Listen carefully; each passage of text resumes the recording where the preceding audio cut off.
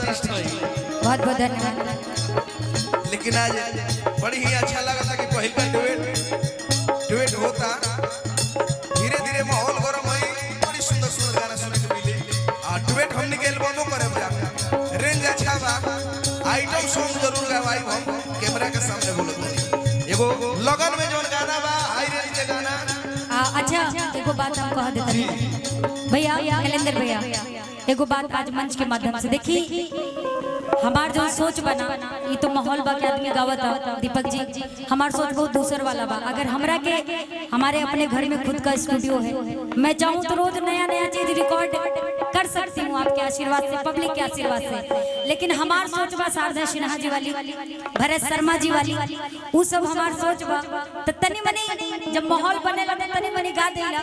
लेकिन अगर हमरा के एल्बम गाओ के तो जौन दिन चाहब 10 एल्बम गाई। हमारा कहे का मतलब है कि राउर जौन टोन बा नु, टोन के राउर जौन टोन बा बहुत सुंदर बा। जैसे कि कोनो गाना साफे सुथरा गावे, ऐसो कोनो हम नहीं कहत के उहे कुली गाई।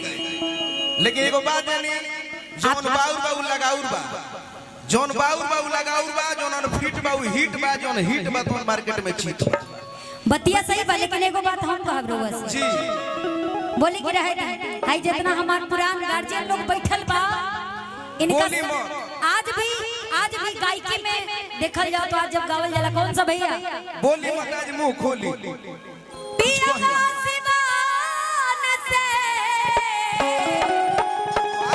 आज भी कर जोड़ा बा ना बा कि पिया सिवान से अरे अनहार भइले आई देवर तनी देहिया पे डाली डर जाई देवर तनी देहिया पे डाली डर जाई पिया सिवान से पिया सिवान से अनहार भइले आई देवर तनी देहिया पे डाली डर जाई देवर तनी देहिया पे। और दीपक जी सुनी, ये भरत हमार बात पहले सुन ली, पुरान चीज में ये भरत शर्मा जी के अंदाज में हमरो सुनी नहीं सुनब रो सुनो, लेकिन शारदा सिन्हा जी वाला अंदाज सुनी तो हमरो सुनी तो बोले कहे तो सजना कहे तो सजना ये तोहरी सजनिया पग पग लिए जाऊं तोहरी बनैया में पग पग लिए जाऊं तोहरी बनैया। रोकैया गाय काहे फंसा तारू यार तू हमरे में बैठ। तहरे से फंसे में निमन लगता उनका के। लेकिन हमारा जानता नहीं सब ठीक बा। बिल्कुल बिल्कुल अपन अपन सोच अपन कि सारा बुझाए लागो जिया जिया हम वो घोड़ा है कि जोड़ा तू न दिले वही अंदाज में। ई ना जे मेजर के गाना बता माइनर में गावे नहीं। अरे माइनर ही है, कहां से मेजर हो गई बा? हम नहीं ठीक कहो, हमर कहे का मतलब बा ये माइनर के ही गाना हम मेजर के नहीं बा। मैं दादा हो बतिया गाई रो गाई हमर बतिया के सुनी कैसे जाओ ना अंदाज में रो गाना उठाई उहे में दिया। मेजर में गाए तो मेजर में गाए, माइनर में गाए तो माइनर में गाए। ये सब हम कनी के सुनी ना। हां सुनाई कि ना सारा बुझाए लागो ई रे अरे दिया के जोरा में अरे सारा बुझाए लागो हर दिया के जोरा में तो बड़ा नीक लागे बोलनुआ के कोरा में बड़ा नीक लागे बोलनुआ लेकिन तहरे अंदाज में ना भैया ये नहीं अंदाज में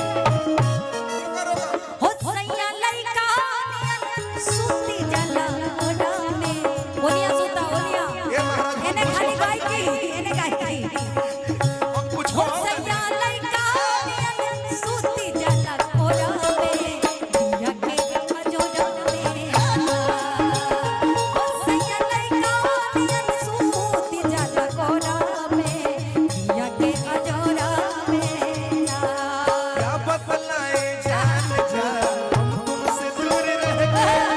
क्या बतलाए जान जा हम तुमसे दूर रह गए। अब शर्माओ मैं तुम्हीं को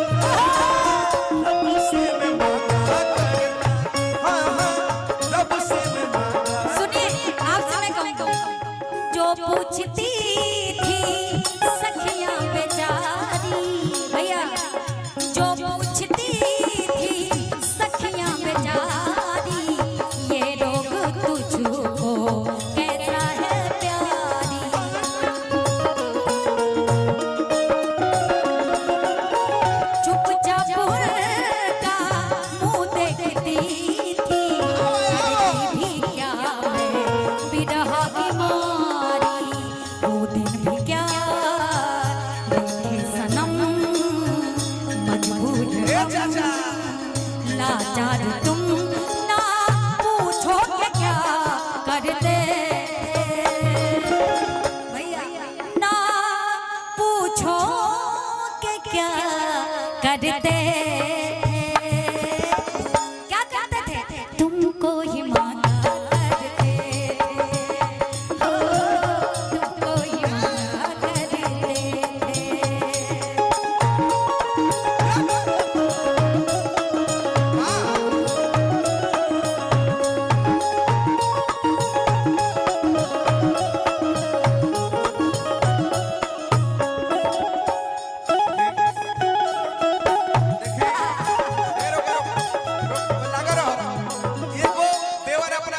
से कहता अच्छा रुक जा बढ़ जा नोट